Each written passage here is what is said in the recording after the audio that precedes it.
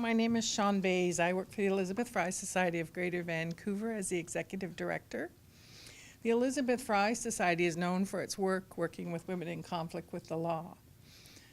And we began that work 75 years ago, but really the issue for us is about children, because if you start to look at what are the issues that bring people into conflict with the law, and you start to look at who we serve, we recognize that a third of those we serve are children, and they are profoundly affected by poverty. Poverty for us is not academic.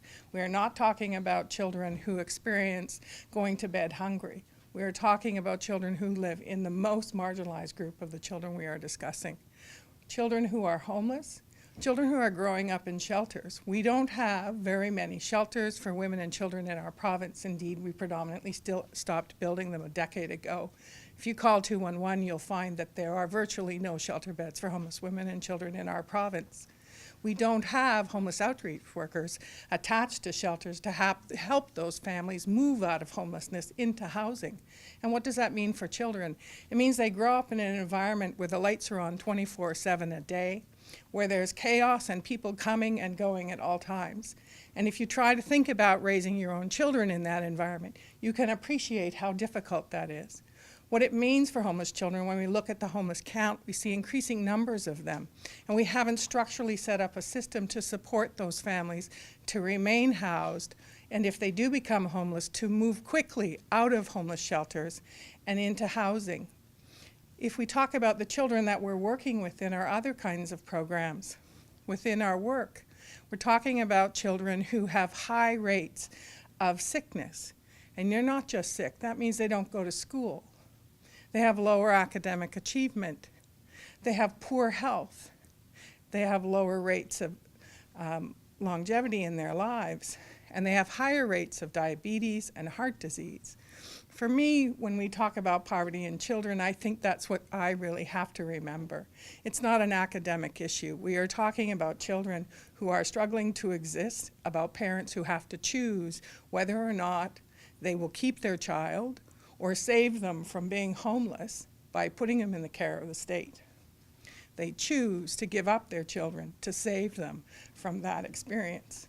We see women make that same choice when they enter addiction services.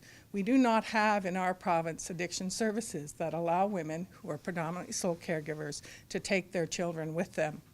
And again, they choose to try and hang in there and parent their child while coping with addiction, because otherwise they have to give up their child because they can't bring them with them.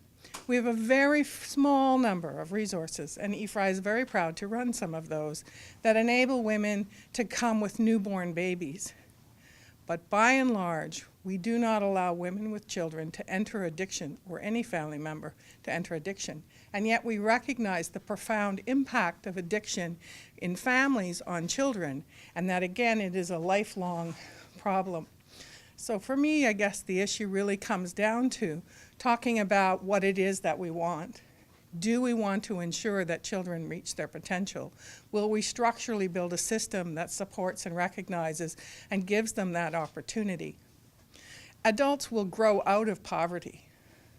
Adults will have the opportunity to work and make a difference. Children will not grow out of poverty. Children will remain impacted by poor nutrition. They will continue to have chronic health problems. They will continue to struggle to earn higher rates of income that other children and other families take for granted when they have hopes and wishes for their children.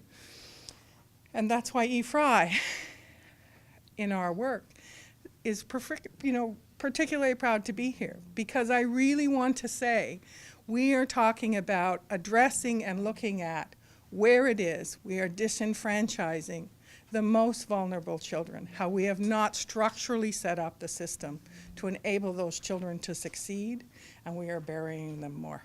Thank you.